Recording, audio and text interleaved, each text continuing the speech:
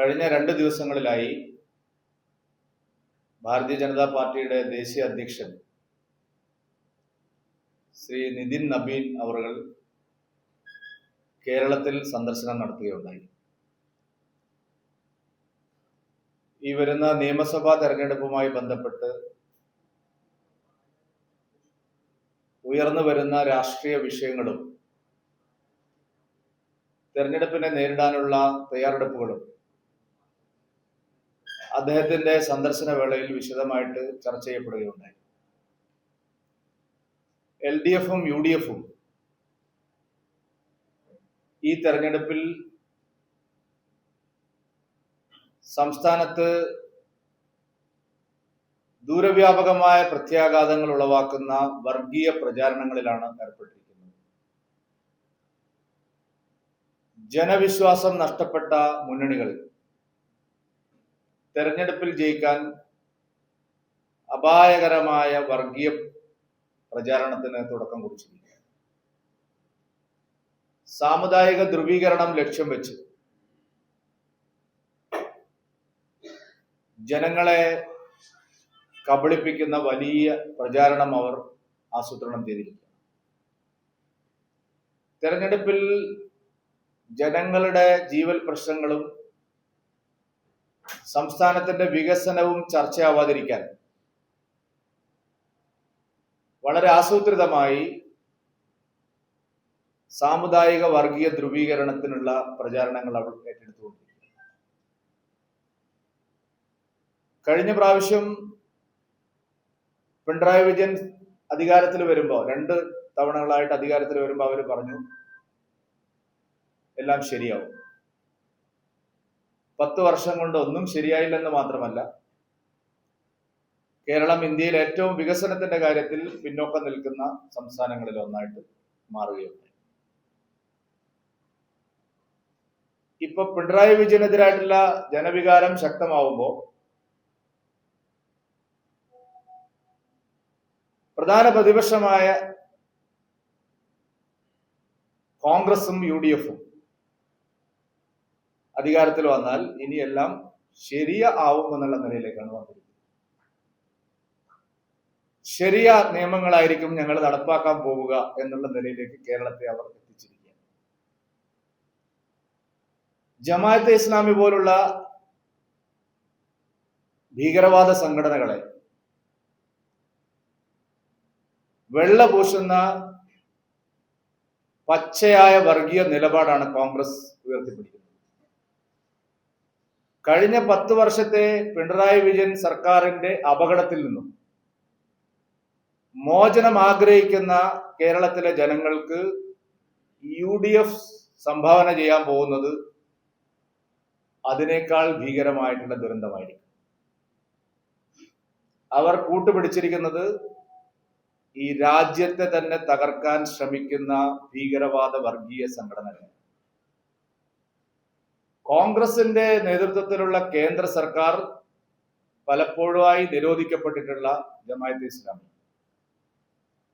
ആ ജമാഅത്തെ ഇസ്ലാമിയെ മുന്നിൽ നിർത്തിക്കൊണ്ടാണ് UDF ഇവിടെ പ്രചാരണം നടത്തുന്നത്.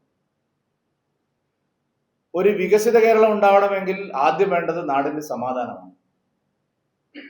വികസനവും സമാധാനവും പരസ്പര പൂരകമാണെന്ന് എല്ലാവർക്കും അറിയുന്നതാണ്. സമാധാനത്തിന് ഭംഗം വരുത്തുന്ന വർഗീയ കലാപങ്ങൾ ആസൂത്രണം ചെയ്യുന്ന, നാടിനെ ഛിന്ന ഭിന്നമാക്കാൻ ശ്രമിക്കുന്ന ശക്തികളെ ചേർത്ത് പിടിച്ചുകൊണ്ടാണോ ഒരു പുതിയ കേരളം ഉണ്ടാക്കാൻ UDF ശ്രമിക്കുന്നത്? കോൺഗ്രസ് ഗവൺമെന്റുകൾ നേരത്തെ നിരോധിച്ച സംഘടനയാണ് ജമാഅത്തെ ഇസ്ലാമി. 1941 അവിഭക്ത ഇന്ത്യയിൽ ആരംഭിച്ച ജമാഅത്തെ ഇസ്ലാമി ഇന്ത്യ വിഭജനത്തിന് ശേഷം പാകിസ്ഥാനിലും, ബംഗ്ലാദേശ് രൂപീകരണത്തിന് ശേഷം ബംഗ്ലാദേശിലും, ഇന്ത്യയിലും പ്രത്യേകം യൂണിറ്റുകളായി ഒരേ സംഘടനയുടെ 3 രാജ്യങ്ങളിലുള്ള പ്രത്യേകം യൂണിറ്റുകളായി പ്രവർത്തിക്കുക. പാകിസ്ഥാൻ ജനിച്ച സമയം മുതൽക്ക് തന്നെ ഒരു മതാധിഷ്ഠിത റിപ്പബ്ലിക്കായി മാറി. ഒരു ജനാധിപത്യ റിപ്പബ്ലിക്കായിരുന്ന ബംഗ്ലാദേശിനെ ദീർഘകാലത്തെ പരിശ്രമത്തിലൂടെ ജമാഅത്തെ ഇസ്ലാമി ഒരു മത മതാധിപത്യ റിപ്പബ്ലിക്കാക്കി മാറ്റി. ചരിത്രത്തിന്റെ ഭാഗമാണ്. അതേ ശക്തികൾ തന്നെയാണ് ഇന്ത്യയെ ഒരു മതാധിഷ്ഠിത റിപ്പബ്ലിക്കാക്കി മാറ്റാൻ അവരുടെ ഓപ്പൺ അജണ്ടയാണ്. രഹസ്യമൊന്നും ജമാഅത്തെ ഇസ്ലാമിക്ക് ഇല്ല. ഒരു സീക്രട്ട് അജണ്ട നടപ്പാക്കുന്നു എന്ന് പറയാൻ സാധിക്കില്ല. ഓപ്പൺ അജണ്ടയാണ്. ഞങ്ങൾ ഒരു മതാധിഷ്ഠിത റിപ്പബ്ലിക്കിന് വേണ്ടിയിട്ടാണ് ശ്രമിക്കുന്നത്. ഞങ്ങൾ ഒരു മതരാഷ്ട്രവാദമാണ് ഉയർത്തിപ്പിടിക്കുന്നത്. ഒരു മത ഭരണകൂടത്തിന് വേണ്ടിയാണ് ജമാഅത്തെ ഇസ്ലാമി പരിശ്രമിക്കുന്നത് എന്നുള്ളത് പരസ്യമായി വ്യക്തമാക്കപ്പെട്ട നിലപാടാണ്. ആ ജമാഅത്തെ ഇസ്ലാമിയുടെ പേരിനെങ്കിലും സമസ്ത കഴിഞ്ഞ ദിവസം തള്ളി പറഞ്ഞു. പക്ഷേ വി ഡി സതീശനും കോൺഗ്രസും മുറുകെ പിടിച്ചിരിക്കുക. വി ഡി സതീശനും കോൺഗ്രസും UDF ജമാഅത്തെ ഇസ്ലാമിയുമായിട്ടുള്ള ബന്ധത്തിൽ ഒരു അപാകവും കാണുന്നില്ല എന്നുള്ളതാണ് ഇന്നിപ്പോൾ കേരളം നേരിടുന്ന ഒരു പ്രധാനപ്പെട്ട വിപത്ത്.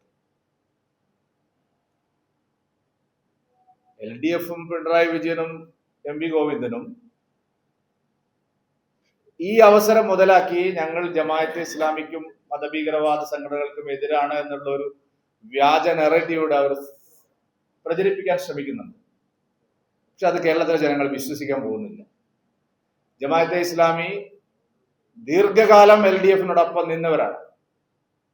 ഈ അടുത്ത കാലത്ത് പോലും മുഖ്യമന്ത്രിയെ അവർ പോയി സന്ദർശനം നടത്തിയതിന്റെ വസ്തുത പിണറായി വിജയൻ സ്ഥിരീകരിക്കപ്പെട്ടിട്ടുള്ളതാണ്.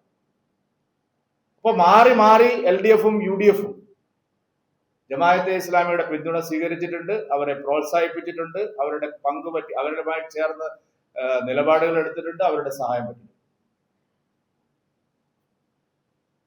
നോക്കൂ, ഇന്ന് ബംഗ്ലാദേശിൽ നടന്നുകൊണ്ടിരിക്കുന്ന ഭീകരവാദ ആക്രമണങ്ങൾ ഏത് നിലയിലാണ് ഇന്ത്യ രാജ്യത്തെ ബാധിക്കുന്നത് എന്നുള്ളത് ബംഗാളിൽ നമുക്ക് നേരിട്ടുള്ള അനുഭവമാണ്.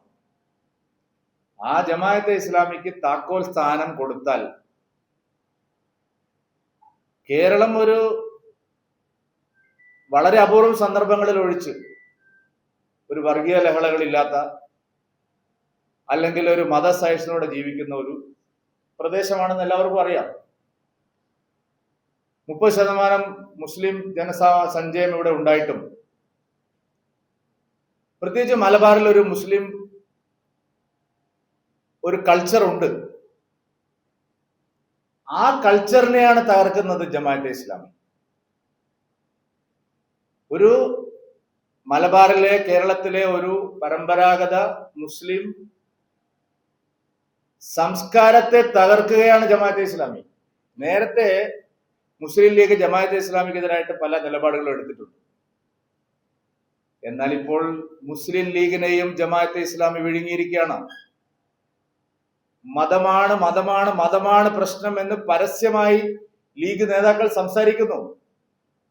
ഞങ്ങളുടെ ഭരണം വന്നാൽ അത് മുസ്ലിം സമുദായത്തിന് വേണ്ടി ആയിരിക്കും, അതിലൊരു തർക്കവുമില്ല എന്നൊരു പ്രമുഖനായ മുസ്ലിം നേതാവ് പ്രസംഗിച്ചു. അത് ആവർത്തിക്കുന്നു അദ്ദേഹം നിരന്തരമായി. അപ്പം മതാധിഷ്ഠിത റിപ്പബ്ലിക്കിന് വേണ്ടി പരസ്യമായി ശ്രമിക്കുന്ന ജമാഅത്തെ ഇസ്ലാമിയുടെ അതേ ആശയമാണ് മുസ്ലിം ലീഗ് ഇപ്പോൾ നടപ്പാക്കിക്കൊണ്ടിരിക്കുന്നത്. സമസ്ത എന്ത് പറയുന്നു എന്നുള്ളത് വേറെ കാര്യമാണ്. മതമാണ് മതമാണ് മതമാണ് പ്രശ്നം എന്നവർ പരസ്യമായി പറയുന്നു. ഞങ്ങളുടെ സർക്കാർ വന്നാൽ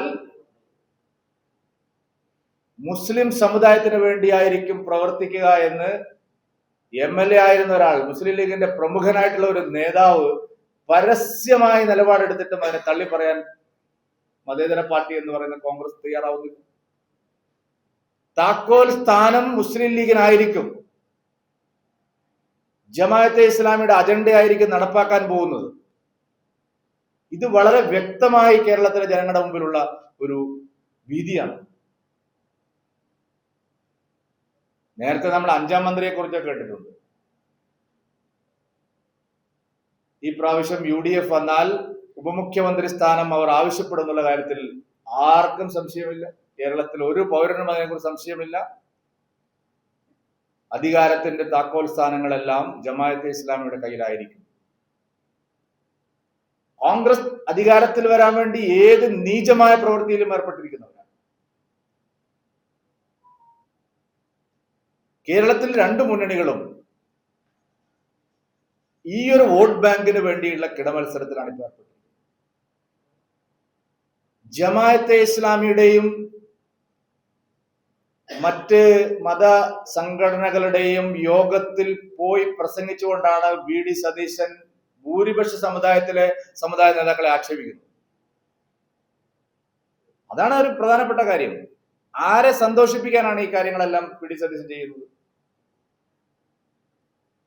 ഒരു സമുദായ സംഘടനയുടെ സമ്മേളനത്തിൽ പങ്കെടുത്തുകൊണ്ടാണ് മറ്റൊരു സമുദായ നേതാവിനെതിരായിട്ടുള്ള നീചമായ പ്രസംഗം അവിടെ വെച്ച് നടക്കുന്നത്. എന്തുദ്ദേശമാണ് ഇതിന് പിന്നിലുള്ളത്? ഇവിടെ പിണറായി വിജയൻ ഗവൺമെന്റിനെതിരായിട്ടുള്ള ശക്തമായ ജനവികാരമുണ്ട്, വികസനത്തിന്റെ പ്രശ്നങ്ങളുണ്ട്, അഴിമതിയുടെ പ്രശ്നങ്ങളുണ്ട്, ശബരിമലയുടെ സ്വർണ്ണക്കൊള്ളയുണ്ട്. അവിടെയൊന്നും സ്റ്റിക്ക് ഓൺ ചെയ്യാതെ VD സതീശൻ എന്തുകൊണ്ടാണ് ആവർത്തിച്ച് ജമാഅത്തെ ഇസ്ലാമിയുടെ പേര് പറയുന്നത്? ആ വികസന പ്രശ്നങ്ങളിൽ ഒന്നും LDF-ൽ നിന്ന് ഭിന്നമായൊരു നിലപാട് UDF-ന് എടുക്കാൻ കഴിയില്ല എന്നുള്ളത് കൊണ്ടാണ്. ഇപ്പൊ ശബരിമല സ്വർണ്ണക്കൊള്ള തന്നെ ഞങ്ങളിത് ആദ്യം പറഞ്ഞപ്പോ ഒരു അതിശയോക്തോടു കൂടിയാണ് മാധ്യമങ്ങൾ ചോദിച്ചത്. ഈ സ്വർണം മോഷ്ടിക്കാൻ എല്ലാ ശ്രമങ്ങളും നടത്തിയത് CPM-ന്റെ സർക്കാരാണെങ്കിൽ ഈ സ്വർണം വിഗ്രഹ മാർക്കറ്റിൽ, പുരാവസ്തു മാർക്കറ്റിൽ വിപണനം ചെയ്യാനുള്ള എല്ലാ സഹായം ചെയ്തു കൊടുത്തത് കോൺഗ്രസ് ആണ്. അതുകൊണ്ടാണ് സോണിയാഗാന്ധിയെ കാണാൻ ആന്റോ ആന്റണിയും അടൂർ പ്രകാശും സ്വർണ്ണ കൊള്ളക്കാരനോടൊപ്പം സ്വർണം വാങ്ങിയവനോടൊപ്പം ഈ കാലയളവിൽ പോയത്. അന്ന് ഞങ്ങൾ പറഞ്ഞപ്പോൾ എല്ലാവരും പറഞ്ഞു സോണിയാഗാന്ധിയൊക്കെ അങ്ങനെ തെറ്റിദ്ധരിക്കാമോ? അതായിരുന്നു ഒരു പൊതു സമീപനം. സോണിയാഗാന്ധിയുടെ സഹോദരിക്ക് ഇതേ കച്ചവടമാണ് ഇറ്റാലിയിലുള്ളതെന്ന് ഞങ്ങൾ അന്ന് പറഞ്ഞപ്പോൾ ആ മാർക്കറ്റ് കണ്ടെത്താനാണ് അടൂർ പ്രകാശും ആന്റോ ആന്റണിയും പോയത്. ലാഭം കിട്ടിയില്ലെന്ന് പറയാൻ പറ്റില്ലല്ലോ. പത്തനംതിട്ട MP ആന്റോ ആന്റണി 2.5 കോടി രൂപ ഇതിന്റെ പേരിൽ ഒരു ധനകാര്യ സ്ഥാപനത്തിൽ നിന്ന് വിഡ്രോ ചെയ്തു എന്നുള്ളത് ഇപ്പോൾ തെളിഞ്ഞിരിക്കുകയാണല്ലോ. എന്നിട്ട് അദ്ദേഹം ഇപ്പൊ പറയുന്നത് ഞാൻ പത്തനംതിട്ട പാർലമെന്റിൽ മത്സരിക്കാൻ 2.5 കോടി രൂപ വാങ്ങി. പാർലമെന്റ് മത്സരിക്കാൻ 90 ലക്ഷം രൂപയാണ്. ഞാനും ആ തെരഞ്ഞെടുപ്പിൽ അന്ന് മത്സരിച്ച ആളാണ്. തെരഞ്ഞെടുപ്പ് കമ്മീഷന്റെ കണക്കനുസരിച്ച് 90 ലക്ഷം രൂപയാണ് ചെലവഴിക്കാൻ അന്ന് അധികാരം ഉണ്ടായിരുന്നത്. ഈ 2.5 കോടി എന്തിന് ചെലവഴിച്ചു? അപ്പൊ ഇതുപോലുള്ള പ്രധാനപ്പെട്ട വിഷയങ്ങളുണ്ട്. ഈ സ്വർണ്ണക്കൊള്ളയിൽ LDF-നെ പോലെ തന്നെ UDF-നും പങ്കുണ്ട്, കോൺഗ്രസിന്റെ ഉന്നത നേതൃത്വത്തിന് പങ്കുണ്ട്. അപ്പൊ ആ പ്രശ്നം ഉയർത്തിപ്പിടിക്കാൻ കഴിയില്ല എങ്കിൽ ഒരു വികസനവും UDF-ന്റെ ഗവൺമെന്റിന്റെ കാലത്ത് കേരളത്തിൽ നമ്മൾ കണ്ടിട്ടില്ല. അഴിമതിയെ കുറിച്ചാണ് ചർച്ചയാവുന്നതെങ്കിൽ LDF-ഉം UDF-ഉം വിഭിന്നമല്ല. അപ്പൊ ഈ മൂർത്തമായ പ്രശ്നങ്ങളെ മറികടക്കാൻ അതിനു പകരം വർഗീയത ഇളക്കി വിട്ട് സാമുദായിക വർഗീയ ധ്രുവീകരണം ഉണ്ടാക്കി തെരഞ്ഞെടുപ്പിൽ നേരിടുക എന്നുള്ള അപായകരമായ പ്രചാരവേലയിലാണ് LDF-ഉം UDF-ഉം ഏർപ്പെട്ടിരിക്കുന്നത്. BJP തീരുമാനിച്ചിരിക്കുന്നത് ഈ നീക്കത്തിനെതിരായി ജനങ്ങളെ ഭിന്നിപ്പിക്കുന്ന, തമ്മിലടിപ്പിക്കുന്ന, കലാപങ്ങൾക്ക് പ്രേരിപ്പിക്കുന്ന, സംഘർഷങ്ങൾക്ക് പ്രേരിപ്പിക്കുന്ന, അസ്വസ്ഥതകൾ ഉണ്ടാക്കുന്ന ഈ രാഷ്ട്രീയത്തെ പല്ലും നഖവും ഉപയോഗിച്ച് ചെറുത്ത് തോൽപ്പിക്കണം എന്ന് തന്നെയാണ് BJP-യും NDA-യും തീരുമാനിച്ചിരിക്കുന്നത്. ആ നിലയിലുള്ള പ്രചാരണമാണ് ഞങ്ങൾ അടുത്ത 2 മാസം കേരളത്തിൽ ഈ തെരഞ്ഞെടുപ്പിന് മുമ്പാകെ നടത്താൻ പോകുന്നത്.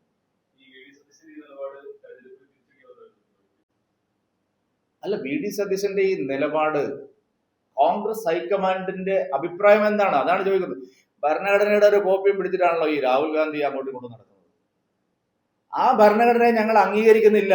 ഒരു ജനാധിപത്യ മതേതര റിപ്പബ്ലിക്കിനെ ഞങ്ങൾ അംഗീകരിക്കുന്നില്ല. ഞങ്ങൾ ഒരു മതാധിഷ്ഠിത റിപ്പബ്ലിക്കിനെയാണ് അംഗീകരിക്കുന്നത് എന്ന് പറയുന്ന ഒരു പാർട്ടിയുമായി സഖ്യം ചെയ്യാൻ VD സതീശൻ ആരാണ് അധികാരം കൊടുത്തത്? തിരിച്ചടിയാവുമോ ഇല്ലയോ എന്നുള്ള താങ്കളുടെ ചോദ്യം പ്രസക്തമാണ്. ഈ ചോദ്യം കോൺഗ്രസിന് എങ്ങനെ ഒരു മതാധിഷ്ഠിത റിപ്പബ്ലിക്കിന്റെ ഉയർത്തിപ്പിടിക്കുന്ന ഒരു പാർട്ടിയുമായിട്ട് സഖ്യം ചേരാൻ കഴിയുന്നു? അത് ഈ നാട്ടിലെ ജനങ്ങൾ ചർച്ച ചെയ്യുമല്ലോ.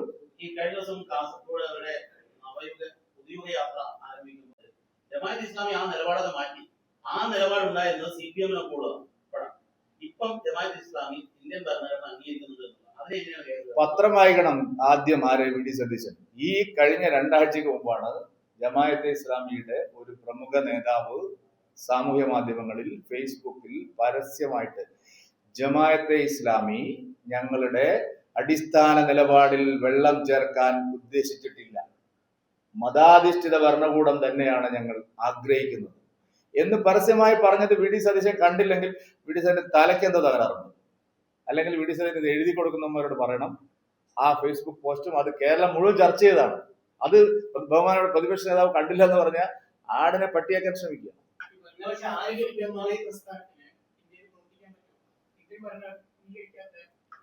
സാർ, ഞാൻ പറഞ്ഞതല്ല, അരി എത്രാന്ന് ചോദിച്ചു പയർ അഞ്ഞാഴി എന്ന് പറഞ്ഞു. ഞാൻ അവര് പറഞ്ഞത് എന്താണ്?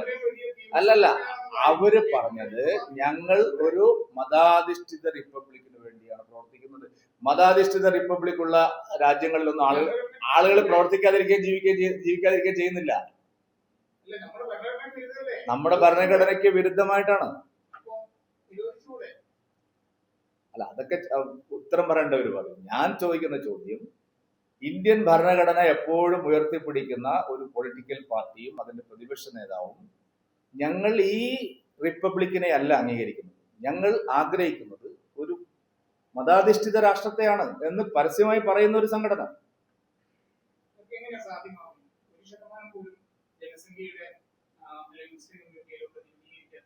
അവിടെയാണ് സാർ മുസ്ലിം ലീഗിനെ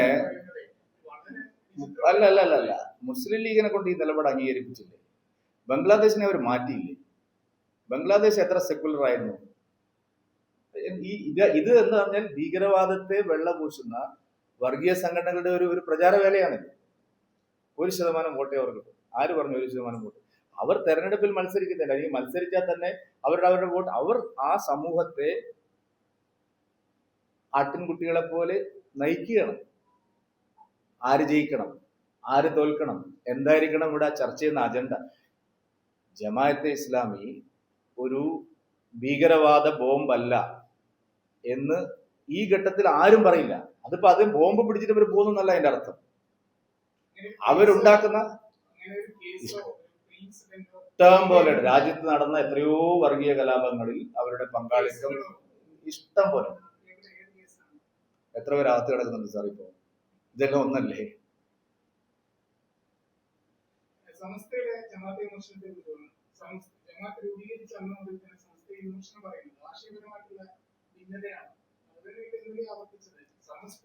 അല്ല, സമസ്ത ഞാൻ പറഞ്ഞ പോയിന്റ്, സമസ്ത തള്ളി പറഞ്ഞിട്ടും എന്തുകൊണ്ട് കോൺഗ്രസ് തള്ളി പറയുന്നില്ല? അതെ, സമസ്ത ശരി അല്ല, പക്ഷെ ലീഗ് മാറിയല്ലോ. ഇപ്പൊ സമസ്തയിൽ പകുതി അങ്ങോട്ടും പകുതി ഇങ്ങോട്ടും അല്ലേ? ലീഗ് പൂർണ്ണമായിട്ടും ജമാഅത്തെ ഇസ്ലാമിയുടെ ആശയം സ്വീകരിച്ചല്ലോ. ലീഗ് നേതാവല്ലേ മതമല്ല മതമല്ല മതമാണ് പ്രശ്നം. ഞങ്ങളുടെ സർക്കാർ വന്നാൽ മുസ്ലിങ്ങൾക്ക് വേണ്ടി ആയിരിക്കും ഭരണം എന്ന് പറഞ്ഞത് ലീഗ്. ഇത് നിങ്ങളത് കാണാത്തതാണോ? ഈ ചാനലുകളൊക്കെ കണ്ണ് കുട്ടി അടച്ചിരിക്കുകയാണ്. അതെ, കൊടുത്താണ്. പിന്നെ എന്തിനാണ് ഈ ചോദ്യം ചോദിക്കുന്നത്?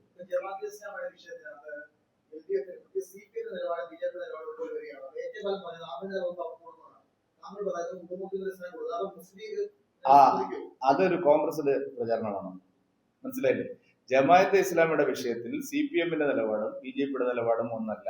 ജമാഅത്തെ ഇസ്ലാമിയെ CPM-ഉം താലോലിച്ച് പാല് കൊടുത്ത് വളർത്തി ആ വിഷപ്പാമ്പിനെ വളർത്തിയിട്ടുണ്ട്. ഇപ്പൊ ജമാഅത്തെ ഇസ്ലാമി കോൺഗ്രസിന് കൂടെ പോയത് കൊണ്ടാണ് ഇവർ ഈ പ്രചരണം നടത്തുന്നത്. ഇനി ഇപ്പുറത്തിരിക്കുന്നത് ആരാണ് ബാക്കി? PDP, INL, SDPI, PFI. അതുകൊണ്ട് എന്താ വ്യത്യാസമുള്ളത്? 2 തുലാസിൽ തൂക്കുമ്പോ ഏതാ തൂങ്ങുന്നത് കൂടുതൽ എന്നുള്ള ചോദ്യമല്ലാതെ മറ്റൊന്നും അതിനർത്ഥമല്ല.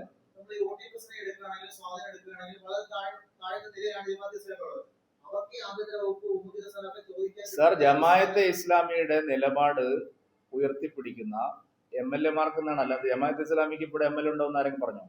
ഞങ്ങളാരും അങ്ങനെ പറഞ്ഞിട്ടില്ല. ജമാഅത്തെ ഇസ്ലാമിയുടെ പൊളിറ്റിക്കൽ ഇസ്ലാം എന്ന് പറയുന്ന ആശയം, മതാധിഷ്ഠിത റിപ്പബ്ലിക് എന്ന് പറയുന്ന ആശയം അംഗീകരിച്ചുകൊണ്ടാണ് കോൺഗ്രസും ലീഗും പ്രവർത്തിക്കുന്നത്. ആ ലീഗിന് ഉപമുഖ്യമന്ത്രി സ്ഥാനവും ആഭ്യന്തര വകുപ്പ് മന്ത്രി സ്ഥാനവും കൊടുക്കുന്നത് അപ്പൊ പറയും അതൊരു സെക്യുലർ പാർട്ടിയല്ലേ? ഇപ്പൊ സമസ്തയുടെ യോഗത്തിൽ തന്നെ ചില ജില്ലകൾ വിഭജിക്കണം എന്ന് പറഞ്ഞിട്ടുണ്ട്. തിരുവനന്തപുരം ജില്ലയാണ് ആദ്യം വിഭജിക്കുന്നത്. അപ്പൊ ജില്ലകൾ വിഭജിക്കുമ്പോ അതിന് മാനദണ്ഡം എന്താണ്? ഭൂപ്രകൃതിയാണോ, ജനസംഖ്യയാണോ? ഇങ്ങനെ പല കാരണങ്ങളുണ്ട്. അപ്പൊ അത്തരം വിഭജന രാഷ്ട്രീയം മതത്തിന്റെ അടിസ്ഥാനത്തിൽ ചെയ്യാൻ ശ്രമിക്കുന്നത് ഒരു വലിയ വിത്തിടലാണ്. ആ വിത്തിപ്പ് വളർന്ന് വളർന്ന് വളർന്ന് വലുതായിക്കൊണ്ടിരിക്കുകയാണ്.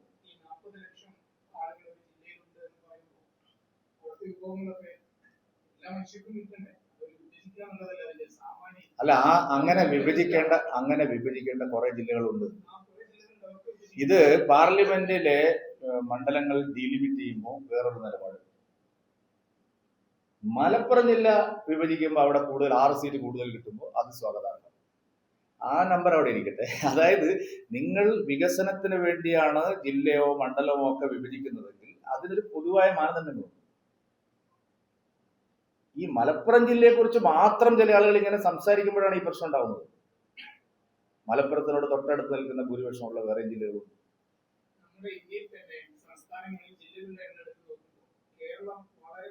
അതേ, അങ്ങനെയാണ് പറയേണ്ടത്. അത് തന്നെയാണ് പറയേണ്ടത് സാർ. കേരളത്തിൽ ജില്ലകൾ കേരളത്തിൽ സമസ്തയുടെ പ്രമേയം ഞാൻ വായിച്ചു നോക്കിയത് കണ്ടത് ഇതാണ്. ഞാൻ പറഞ്ഞേ, നിങ്ങൾ ഏത് ഐഡിയോളജിയുടെ പ്രചരണമാണ്? കേരളത്തിലെ ജില്ലകൾ വിഭജിച്ച് കൂടുതൽ ജില്ലകളാക്കണം എന്നാണോ ഇന്നലെ പറഞ്ഞിരിക്കുന്നത്? ഞാൻ കേട്ടത് മലപ്പുറം ജില്ല വിഭജിച്ച് രണ്ടാക്കണം. ഞാൻ കേട്ടത് അങ്ങനെയാണ്. നിങ്ങൾ ആരെങ്കിലും തിരുവനന്തപുരം ജില്ല വിഭജിക്കണം എന്ന് പറഞ്ഞായിട്ട് കേട്ടോ? നിങ്ങൾ ആരെങ്കിലും എറണാകുളം ജില്ല വിഭജിക്കണം എന്ന് പറഞ്ഞത് ഞാൻ കേട്ടിട്ടില്ല. ഞാൻ കേട്ടത് മലപ്പുറം ജില്ല വിഭജിച്ച് രണ്ടാക്കണം എന്നുള്ള ആശയമാണ്. ജില്ലകൾ വിഭജിച്ചോട്ടെ, കേരളത്തിൽ 30 ജില്ല ആയിക്കോട്ടെ. എന്റെ കേൾവിക്ക് ഒരു പ്രശ്നമില്ല. കാതിൽ ഈയ ഒരുക്കി ഒഴിച്ചിട്ട് ചില ആളുകൾ ഇവിടെ വർഗീയ പ്രചരണം നടത്തുകയാണ്. അത് രാവിലെ പത്രം വായിക്കുമ്പോഴും വൈകുന്നേരം അടുപ്പ് കൂട്ടി ചർച്ച കാണുമ്പോഴും നമുക്ക് ബോധ്യപ്പെടുന്ന വിഷയമാണ്. ആ വിഷയം ഞങ്ങൾ പറയുന്നേ ഉള്ളൂ. പറയുന്നവരെ നിങ്ങൾ ആക്ഷേപിക്കുക.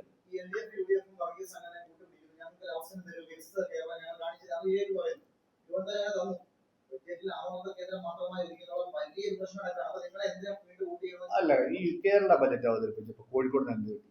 ഉണ്ട് കിട്ടി. അല്ല, അവിടെ ആമയാണ് എന്താ കിട്ടിയത് നിങ്ങൾ പറഞ്ഞു? കേന്ദ്ര ബജറ്റ് ഏതെങ്കിലും ഒരു സംസ്ഥാനത്തിന് മാത്രമായി ഒന്നും കൊടുക്കുന്നതല്ല, എല്ലാ സംസ്ഥാനങ്ങൾക്കും.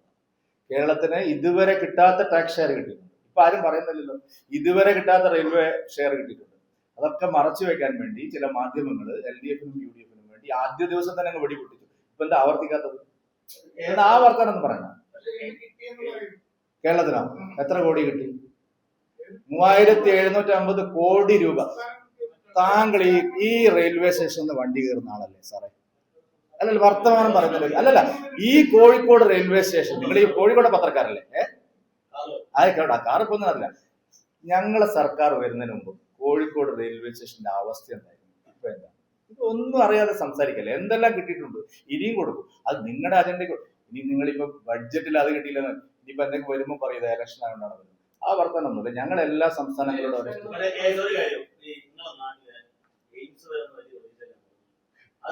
സാർ, എയിംസ് വരണമെങ്കിൽ എത്ര ഏക്കർ ഭൂമി?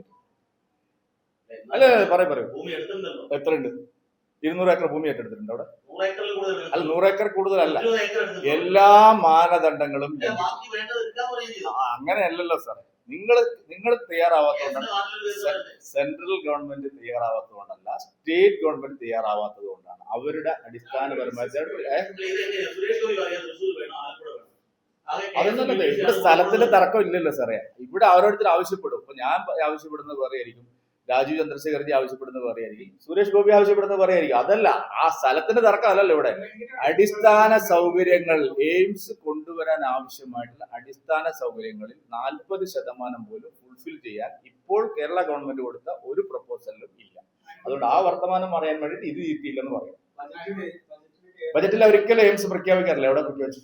12 തവണ ബജറ്റ് അവതരിപ്പിച്ചത് ഈ മോദി ഗവൺമെന്റ്. ഏത് ബജറ്റാണ് എയിംസ്? നമ്മളെ സർക്കാർ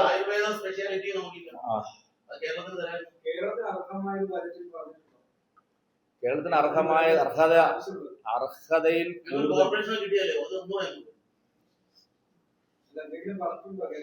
ഇത് കുറെ ദിവസമായിട്ട് ചോദിക്കുന്ന ചോദ്യം വേറെന്തല്ല.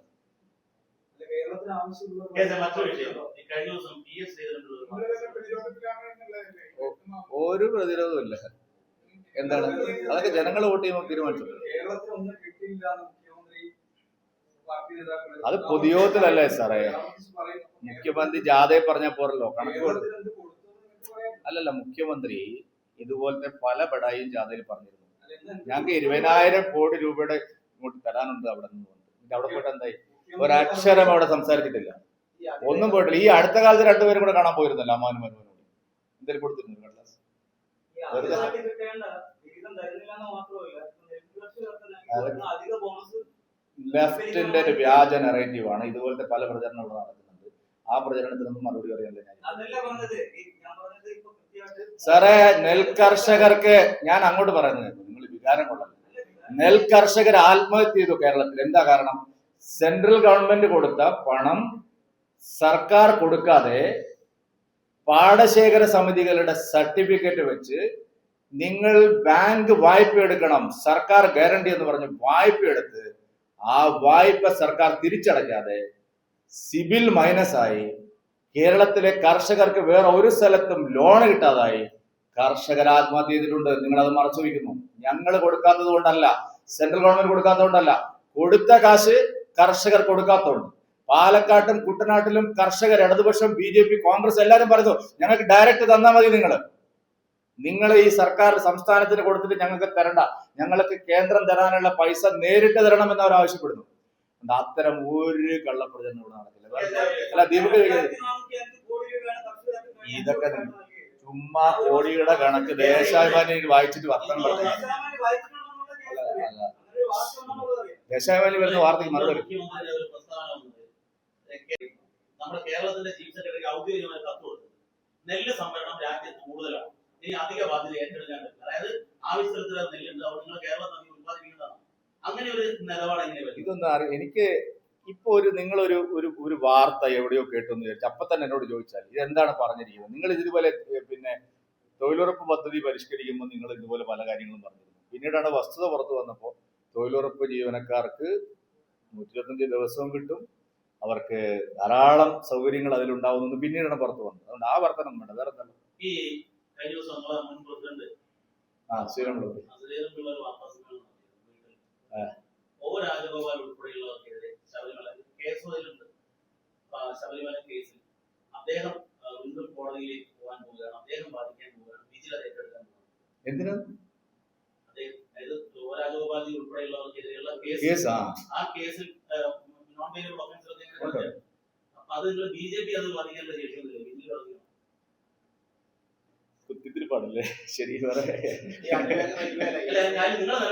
മതി മതി, എല്ലാം കൂടി ഇന്ന് പറയാല്ല. ഞാൻ ഇന്നത്തെ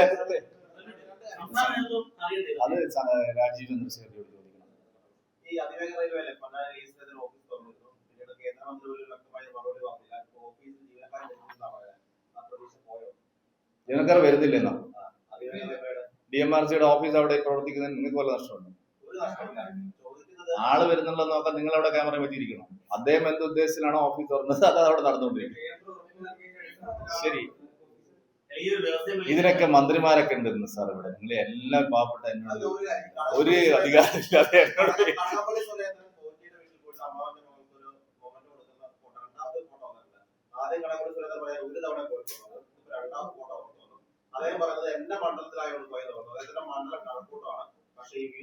ആണല്ലോ. കടകംപള്ളിയെ എന്തുകൊണ്ടാ ചോദ്യം ചെയ്യാത്തതെന്ന് ഞങ്ങൾ മാത്രമല്ലേ ചോദിക്കുന്നുള്ളൂ. ഇപ്പൊ ഇവരെ അങ്ങോട്ടും ഇങ്ങോട്ടും ചോദിക്കുന്നില്ലല്ലോ. കടകംപള്ളി ഇതിലെ നമ്പർ 1 കുറ്റവാളിയല്ലേ? അല്ല, ഇനിയില്ല. ഒരു ചോദ്യത്തിന് 1000 ചോദ്യം ചോദിച്ചു. പാർലമെന്റിൽ ഉപചോദ്യം ചോദിച്ചു. സ്വർണ്ണക്കൊള്ളയാണ് ചോദിച്ചു.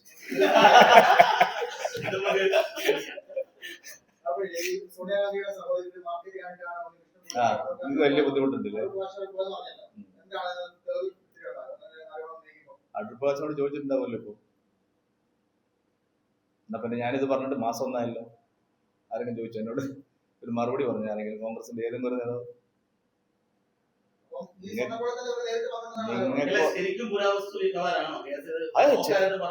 ചെന്നിത്തല പറഞ്ഞില്ല സാർ, ഇപ്പം മിണ്ടുന്നില്ലല്ലോ. നിങ്ങൾ ഈ എന്നെ മാത്രം ഘോഷിക്കുന്നത്.